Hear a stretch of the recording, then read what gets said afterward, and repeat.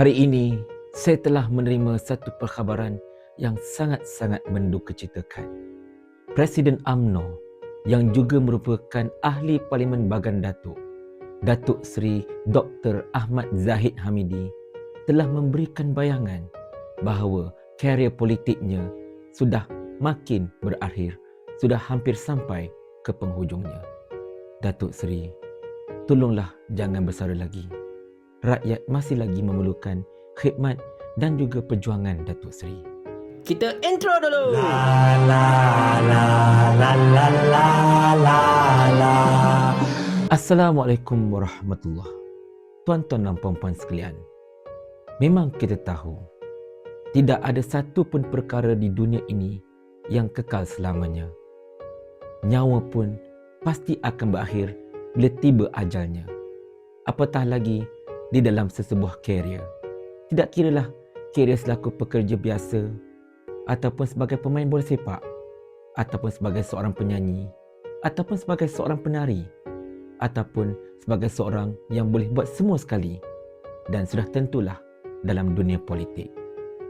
Ahmad Zahid Hamidi memang kita kenali sebagai seorang pejuang yang sangat-sangat luar biasa. Pernah bersama-sama sekejap dengan Datuk Seri Anwar Ibrahim ketika awal-awal reformasi. Kemudian entah bagaimana boleh U-turn kembali menyertai UMNO. Dan kemudian terus mendaki tangga di dalam UMNO sampailah menjadi Timbalan Perdana Menteri kepada Najib Razak dan kemudian kini menjadi Timbalan Perdana Menteri kepada Datuk Seri Anwar Ibrahim. Beliau boleh terselamat daripada gelombang Perikatan Nasional ketika PRU yang ke-15 dulu, apabila boleh menang di Bagan Datuk mengalahkan Syamsul Iskandar yang susah payah datang dari Melaka untuk memotong rumput dekat Bagan Datuk dengan kelebihan tak sampai 400 undi. Dan walaupun begitu, beliau memang seorang yang kita kenali sebagai sangat-sangat pandai melakukan silap mata. Antara silap mata yang telah dilakukan oleh Datuk Seri Ahmad Zahid ialah boleh dilantik sebagai bukan sahaja Timbalan Perdana Menteri yang pertama, tetapi sebagai Menteri Kemajuan Desa dan Wilayah walaupun hanya menang dengan majoriti tak sampai 400 undi.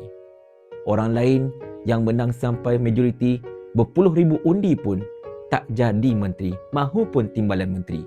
Sebaliknya, hanya menjadi ahli parlimen biasa sahaja. Beliau juga mencatatkan satu keajaiban sebagai satu-satunya ataupun mungkin kes yang jarang-jarang kita dengar, iaitu seseorang yang sedang berhadapan dengan perbicaraan berpuluh-puluh kes dan kesemua kes tersebut telah melepasi fasa prima facie. Pendakwaan telah berjaya membuktikan kes itu wujud dan kuat. Sebelah kaki sudah berada di dalam penjara bak kata Mak Sabu. Tiba-tiba pendakwaan boleh berhentikan prosiding, tak nak teruskan prosiding hingga menyebabkan hakim terpaksa membebas tanpa melepaskan beliau. Benda yang jarang-jarang berlaku, tuan-tuan dan puan-puan sekalian. Benda-benda ini, tuan-tuan, kita kena belajar tahu.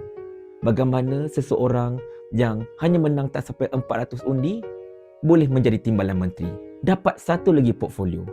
Bagaimana seseorang yang berhadapan dengan puluhan kes mahkamah sudah pun melepasi fasa prima facie boleh bebas begitu sahaja.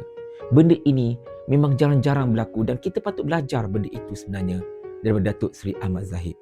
Kita juga kagum dengan keteguhan dan kesabaran Datuk Seri Ahmad Zahid memimpin UMNO menuju ke arah era yang lebih cemerlang daripada lebih kurang 70 kerusi yang telah dimenangi oleh UMNO ketika PRU yang ke-14.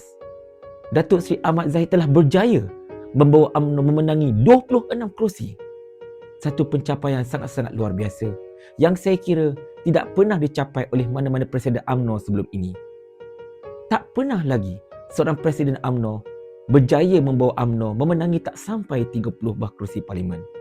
Dan seterusnya mengalami kekalahan yang begitu teruk ketika pilihan raya negeri. Daripada 108 kerusi yang dipertandingi, hanya menang 19 kerusi sahaja. Ini satu pencapaian yang saya katakan tadi tidak pernah dicapai oleh mana-mana presiden UMNO. Semua ini, tuan-tuan, sangat-sangat luar biasa dan kita tak akan nampak dalam mana-mana presiden parti lain sebenarnya. Hanya ada pada Datuk Seri Ahmad Zahid Hamidi. Itulah kualiti beliau yang sangat-sangat luar biasa yang saya kira sangat-sangat besar untuk kita biarkan Datuk Seri bersara. Sebab kita masih lagi belum belajar skill-skill tersebut daripada beliau. Apatah lagi, beliau masih lagi belum berdebat dengan Isham Jalil, walaupun Isham Jalil telah menyahut cabaran Datuk Seri Ahmad Zahid untuk berdebat. Sampai sekarang, belum ada jawapan daripada Datuk Seri Ahmad Zahid tentang bilakah dan di manakah debat itu akan dilangsungkan. Jadi kita harap sangat kepada Datuk Seri Ahmad Zahid, tolonglah jangan bersara lagi.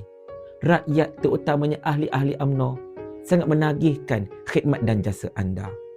Anda telah berjaya menyatu padukan UMNO pada ketika ini dengan menyingkirkan orang-orang yang tidak sebulu dengan anda, dan yang tinggal dalam UMNO pada ketika ini hanyalah orang yang yes pada anda sahaja.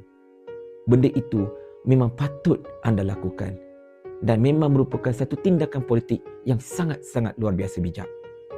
Dan kita harapkan, andai katalah kalau betul lah Datuk Seri Ahmad Zahid sudah tidak mahu lagi bertanding untuk PRU, sebab beliau dah kata dah dekat 30 tahun beliau mewakili kawasan beliau, maka kita harapkan beliau dapat memperturunkan segala skill yang telah beliau buat selama ini.